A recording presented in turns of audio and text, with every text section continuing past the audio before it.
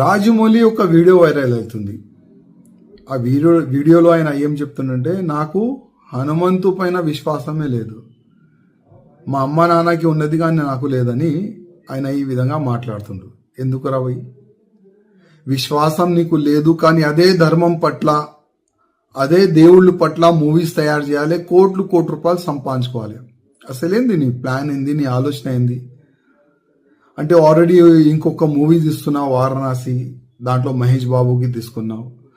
అంటే ఆ మూవీ ఎక్కువ ప్రచారం కావాలని నీ ఉద్దేశమా, లేక నిజమైన నువ్వు నాస్తికుడా? ఒకసారి డిక్లేర్ చేయి. అసలు నీ తప్పు కాదు, మా హిందువుల్లోనే ఒక తప్పు ఉన్నది. నీలాంటి ఫాల్ట్ డైరెక్టర్కి ప్రొడ్యూసర్కి అసలు ఐడెంటిఫై మా హిందువులు చేస్తలేరు. నీకు ధర్మం పట్ల అభిమానం లేదు, మా దేవుళ్ళ పైన అభిమానం నీకు లేదు. నీ మూవీస్ ఎందుకు చూడాలి మా హిందువులు? బాహుబలి మూవీ తీసినావు, ఆ ప్రభాస్తోని శివలింగం లేపట్టినావు, దాంట్లో కోట్లు రూపాయలు సంపాదించుకున్నావు ఆ మూవీతోని, ఫస్ట్ పార్ట్ సెకండ్ పార్ట్తోని.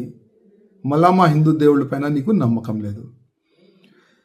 మా హిందువులకి ఒక మాట చెప్పాలంటున్నా, ఇది ఈ రాజమౌళిది ఇది ఫస్ట్ కామెంట్ కాదు. గతంలో కూడా భగవాన్ శ్రీకృష్ణ దాసులు అంటే ఉంటాయి కదా, 16,000 దాసులు కాదు లవర్ అని ఈ విధంగా ఆయన గతంలో కూడా కామెంట్ చేసిండు.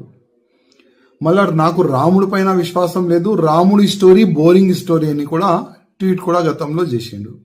ఇప్పుడు హనుమంతు పైన కామెంట్ చేసిండు. నా హిందువులారకి ఒక నివేదిక చేస్తున్నా, ఇట్లాంటి ఫాల్తూ డైరెక్టర్ ఫాల్తూ ప్రొడ్యూసర్ పైన కంప్లైంట్ ఇవ్వండి.